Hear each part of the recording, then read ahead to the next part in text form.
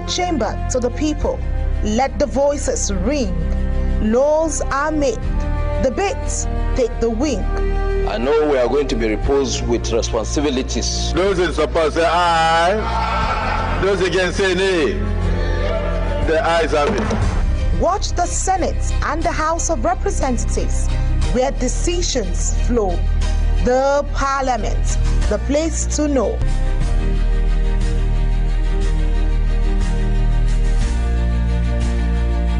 The Parliament, see power at play.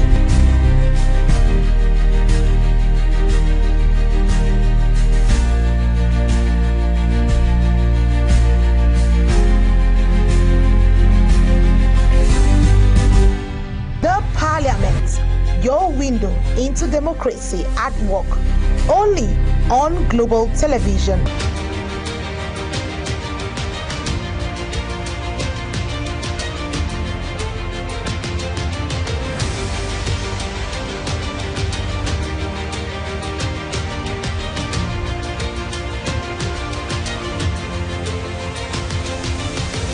Hello and welcome to your parliamentary program, The Parliament, which deliberates on legislative policies from the chambers of the National Assembly to the voices shaping Nigeria's democratic journey. Welcome once again. I am Anieti Patrick. Each week we bring you the latest decisions, debates and developments from the heart of the legislature, the bills shaping national policy, the motions addressing citizens' concerns, and the oversight actions holding the government accountable. On this episode of the program, the National Assembly resumed with serious concerns over the plight of Nigerians in South Africa as the Senate called for urgent diplomatic intervention over the renewed wave of xenophobic attacks, intimidation, and anti-foreigner vigilantism targeted Nigerians and other African nationals in South Africa. The resolution followed the consideration of a motion sponsored by Senator Asuko Ekpenyong, who expressed concern over reports that anti-migrant groups issued an ultimatum directing undocumented foreign nationals to leave South Africa by June 30th, 2026. According to the motion, the expiration of the ultimatum was followed by widespread fear, demonstrations, displacements, and attacks on foreign-owned homes and businesses. The Senate, through the sponsor of the motion, Senator Asuko Ekpenyong, also noted that despite repeated attacks on Nigerian-owned businesses in South Africa, South African companies operating in Nigeria, including MTN and DSTV, have continued to operate without reprisals, describing Nigeria's response as one guided by restraint, African solidarity, and respect for the rule of law. Is concerned that while Nigerian-owned businesses in South Africa have been attacked, looted, or closed or abandoned under threat, South Africa origin enterprises and brands, including MTN, MultiChoice, etc., have continued to operate successfully and lawfully in Nigeria. The Senate affirms that Nigeria has chosen the path of restraint, African brotherhood, and respect for the rule of law.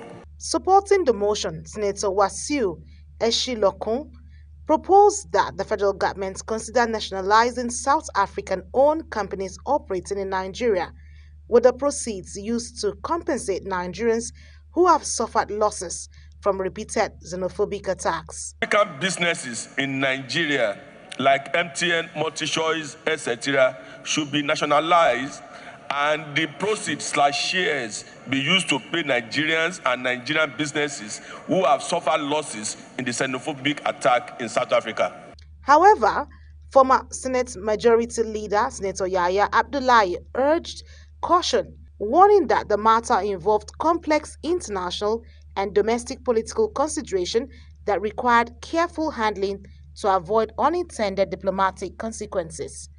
Mr. President, what is happening today in South Africa should not be misconstrued or seen mainly from its outside appearance. What is happening today, at the risk of being unpopular here, is a coordinated effort to destabilize that country. After deliberations, The Deputy President of the Senate, Jibril Barau, who presided over the session, referred the motion to the Senate's Committee on Foreign Affairs for further legislative scrutiny and directed the committee to submit its report to the Senate for further legislative action. I said earlier that there's a need, in view of what Senator Abdullahi Yahya told us, that we should allow our Committee on Foreign Affairs to investigate. With growing concerns over the safety of Nigerians living in South Africa, the Senate says swift diplomatic engagements and decisive government action are now imperative to safeguard lives, protect investments, and preserve the long-standing bilateral relations between both African nations. Meanwhile, the House of Representatives also called on the federal government to take decisive diplomatic action against the renewed wave of xenophobic attacks and killings of Nigerians in South Africa, while also demanding strict security intervention over the murder of the Miyetti Allah leader in Benue State. These resolutions came under motions of urgent public importance at plenary. Lawmakers expressed deep concern over the recurring attacks on Nigerians and other African nationals in South Africa after Yusuf Gadi raised a matter of urgent public importance during plenary. Leading the debate, Gadi condemned the recent killings of 2 Nigerians, including one who reportedly died in police custody, describing the attacks as a betrayal of Nigeria's historic sacrifices in the struggle against apartheid. He urged the federal government to intensify diplomatic engagements and ensure justice for victims. Worried, Mr. Speaker, that failure to decisively address this recurrent attack could further endanger the lives and properties of Nigerians living in South Africa. Continued inaction may embolden perpetrators and weaken confidence of regional institutions established to protect African citizens. Those recurring attacks threaten diplomatic relations. Contributing to the debate, several lawmakers called for stronger diplomatic measures, including summoning South Africa's High Commissioner, pursuing legal action through international institutions, seeking compensation for victims and their families, and protecting the rights of Nigerians living abroad. We can even leverage on commercial diplomacy because South Africa have investment in Nigeria.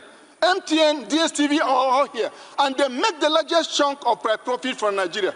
We cannot continue to allow them to operate without hindrance in Nigeria, whereas our own people who are doing just lesser profit in their business are subjected to torture and discrimination. Why am I saying this?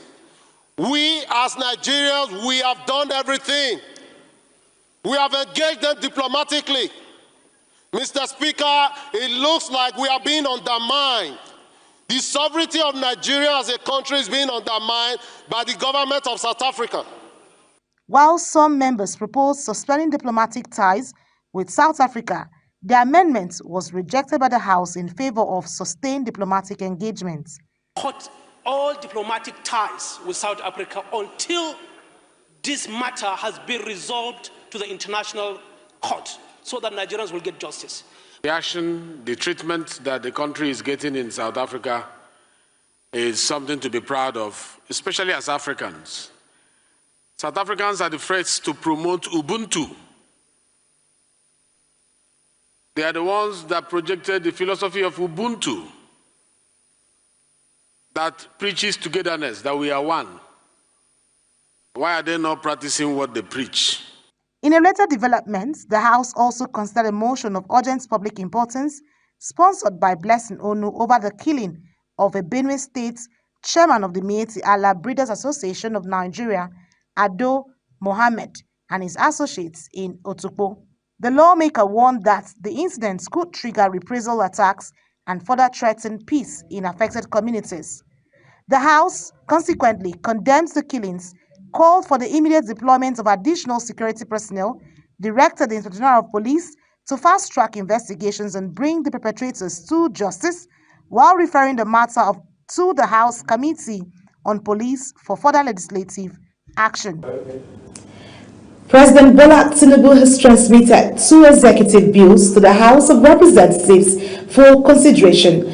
The Speaker, Tajudeen Abbas, read the President's correspondence during plenary. The first bill seeks to amend the National Senior Secondary Education Commission Act to strengthen the administration and governance of public senior secondary education across the country. The second bill proposes the repeal and reenactment of the Administration of Criminal Justice Act 2015 to address delays in criminal investigations and prosecutions, improve the use of technology in criminal proceedings, strengthen coordination among justice institutions, and enhance case management. The proposed legislation also provides for the establishment of a sex offenders register, a witness support fund, reforms to the handling of confessional statements, and the restructuring of the Administration of Criminal Justice Monitoring Council. 2026. The general objective of the bill is to repeal the Administration of Criminal Justice Act 2015 and enact the Administration of Criminal Justice Act 2026 to provide for the administration of criminal justice in the courts of Federal Capital Territory and other federal courts in Nigeria, and establishment of Administration of Criminal Justice Monitoring Council for effective and efficient administration of criminal justice in Nigeria. The President also informed the House of his decision to withhold assent to the Chartered Institute of Purchasing and Supply Management of Nigeria Establishment Amendment Bill 2026. Citing provisions he said could impose undue obligations on private organizations and amount to a restraint of trade. He equally declined assent to the Raw Materials Research and Development Council Amendment Bill 2026 over what he described as structural errors and drafting defects in the proposed legislation. The specific objective of the bill is as indicated in Section 1, and it is to ensure that A, the system of administration of criminal justice in Nigeria promotes efficient management of criminal justice institutions, speedy dispensation of justice, protection of the society from crime, and protection of the rights and interests of the suspect, the defendant, and the victim. President Tinubu urged the lawmakers to give both bills expeditious legislative consideration. The Senate on Thursday also commenced legislative consideration of two executive bills transmitted by President Bola Tinubu seeking to reform Nigeria's criminal justice system and strengthen the administration of public senior secondary education across the country. The first bill seeks to repeal the Administration of Criminal Justice Act 2015 and replace it with the Administration of Criminal Justice Act 2026, while the second proposes amendments into the National Secondary Education Commission Act. Reading the President's letter during plenary, Senate President Godswill Akpabio said the proposed Administration of Criminal Justice Act 2026 is designed to modernize criminal justice administration within the Federal Capital Territory and other federal courts by addressing deficiencies identified in the implementation of 2015 law. The reasons for the repeal of the extant Act and the re-enactment of the proposed Act of 2026 is to address certain legal, procedural, and institutional challenges that have been identified as hampering the effective administration of criminal justice in Nigeria under the extant Act of 2015. The challenges include delays in criminal investigations and prosecution, inadequate deployment of technology in criminal proceedings,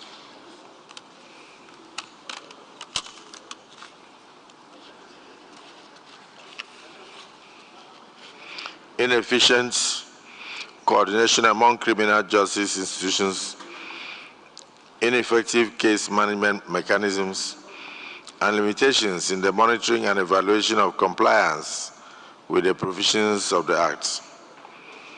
The bill, as reviewed by a team of law officers with extensive experience in criminal law, criminal procedure, and legislative drafting, have extensively addressed the above challenges. The bill also reflects The bill also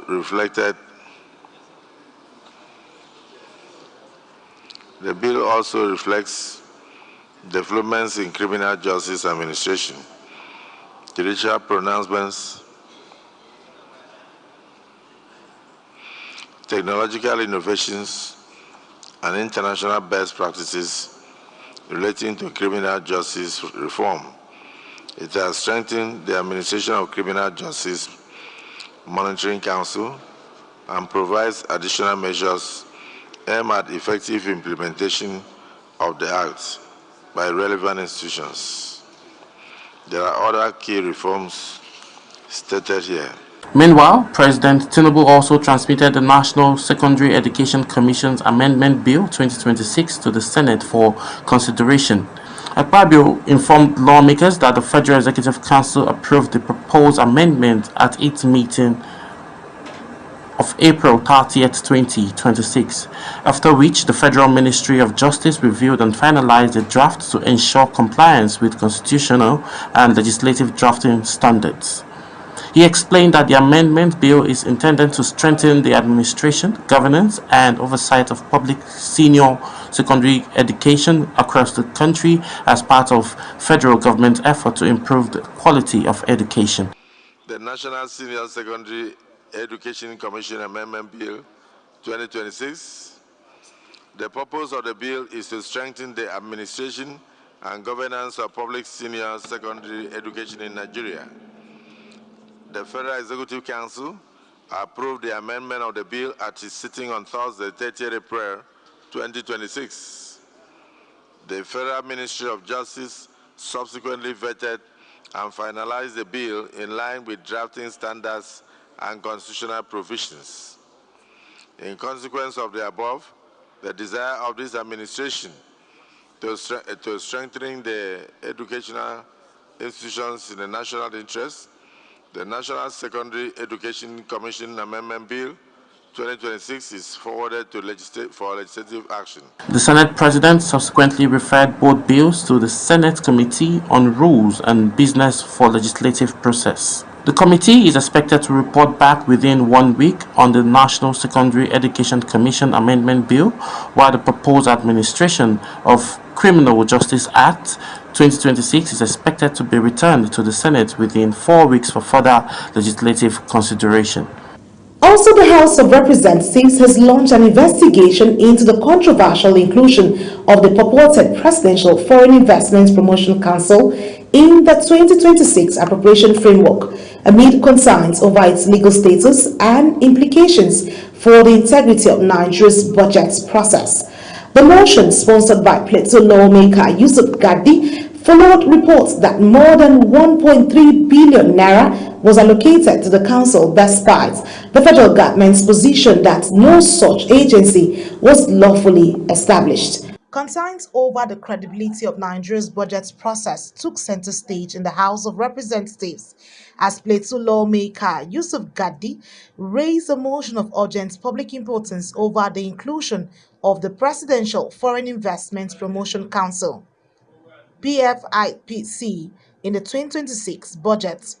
According to the lawmaker, government records shows that no law establishing the council exists. Yet reports indicate that over 1.3 billion naira was allocated to the entity in the appropriation framework. Observe that reports indicate that a budgetary provision in excess of 1.3 billion attributable to the entity found its ways into the 2026 appropriation framework, raising fundamental question which falls squarely within the constitutional remit of this House of how a body without any authentic instrument of establishment could enter a federal budget whether through the executive proposal or in the course of legislative consideration, and at what point the existing scrutiny safeguards failed to dictate this particular insertion. Supporting the motion, lawmakers described the development as a direct challenge to the credibility of the legislature and the nation's public finance management system. Deputy Speaker Benjamin Kalu recounted how the purported council had previously approached his office with official-looking documents and a government address, underscoring the need for a comprehensive investigation to uncover those behind the alleged deception. Quite embarrassing that people who have the kind of boldness they exhibited, moving around with what is not in existence, carrying themselves as if they are a legal entity. Mr. Speaker, I was a victim. It goes to show that an address that shows Federal Secretariat does not mean that that particular agency is legal. It means that we have to do our job as proposed by that motion. The need to investigate deeper about how they got to where they got to with regards to our budget, how they got to where they got to with regards to the engagement they have with various government officials. Following overwhelming support, the House resolved to constitute an ad hoc committee to trace how the budget provision was introduced, invite the Minister of Budget and Economic Planning alongside the Director General of the Budget Office to explain the verification process for agencies proposed for funding and verify the legal status of all entities captured in the 2025 and 2026 Appropriation Acts. The lawmakers also directed the Office of the Accountant General of the Federation not to release any funds to the purported council pending the outcome of the investigation. Meanwhile, the Senate has suspended the consideration of the motion seeking an investigation into the controversial 1.303 billion budgetary allocation to the alleged Presidential Foreign Intervention Promotion Council, following President Bola Tinubu's directive for the Independent Corrupt Practices and Other Related Offences Commission (ICPC) to investigate the matter.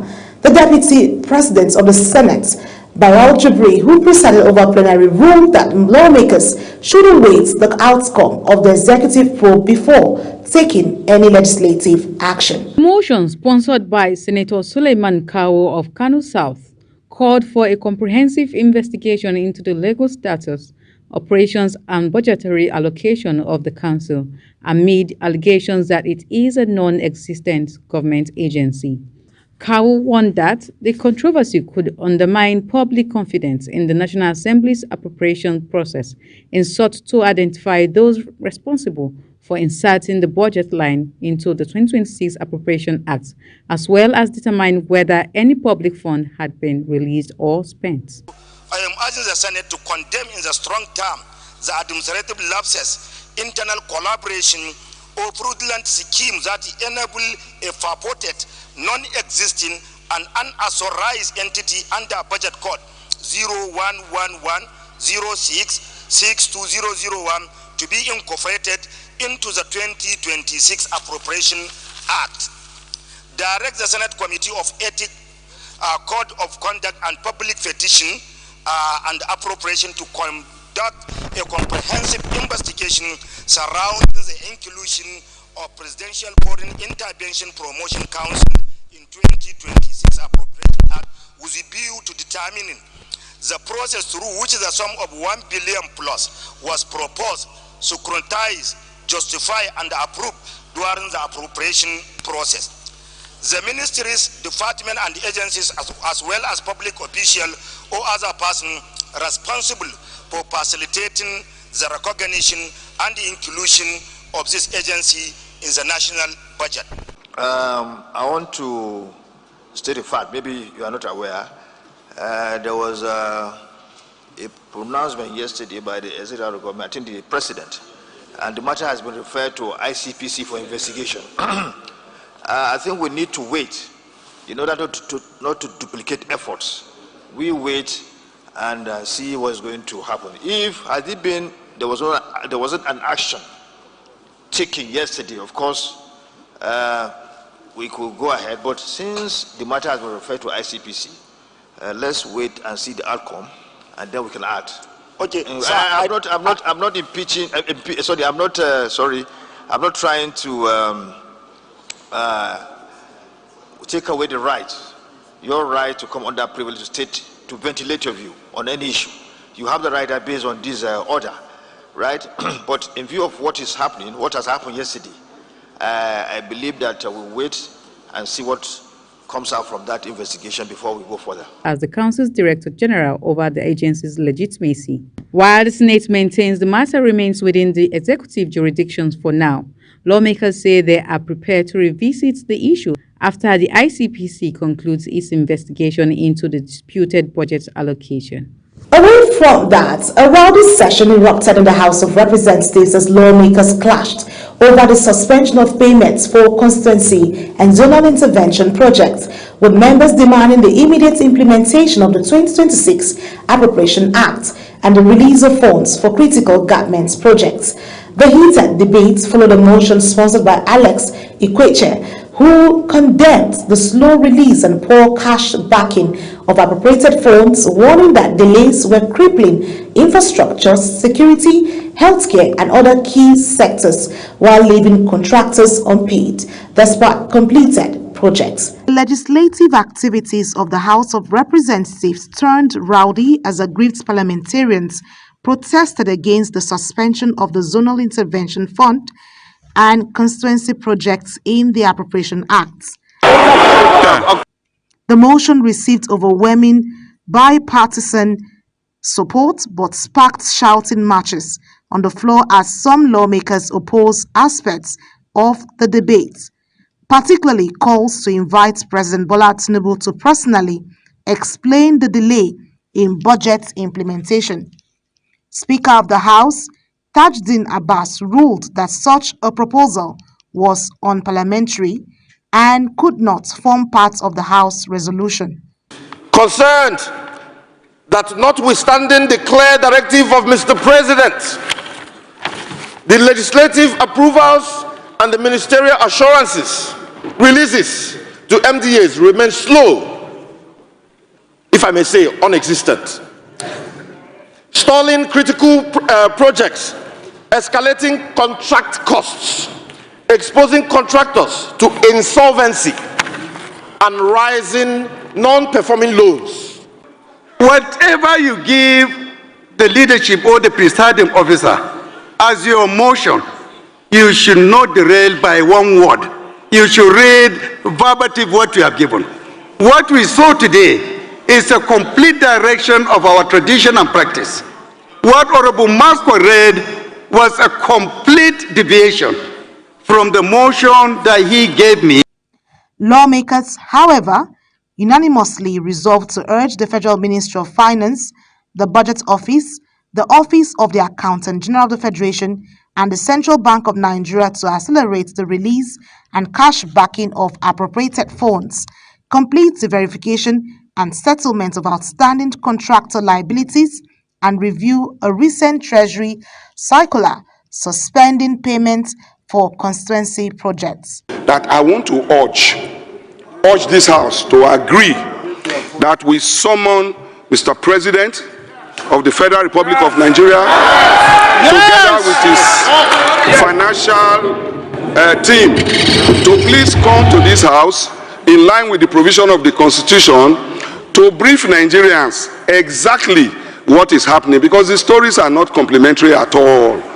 The House also constituted an ad hoc committee to engage fiscal authorities and report within 4 weeks on the implementation of the budget, settlement of contractor debts, and utilization of approved borrowings, as lawmakers pledged closer oversight to safeguard the integrity of Nigeria's appropriation process. Well, that's the much we can take on this edition of the program. See you next week on the Parliament on Global Television, which is on DSTV channel 365, Star Times channel 276, and as well as on Free TV. Kindly follow us across all social media platforms now showing on your screen using at Global TV NG. From all of us here, we say thank you for watching. I am Aniti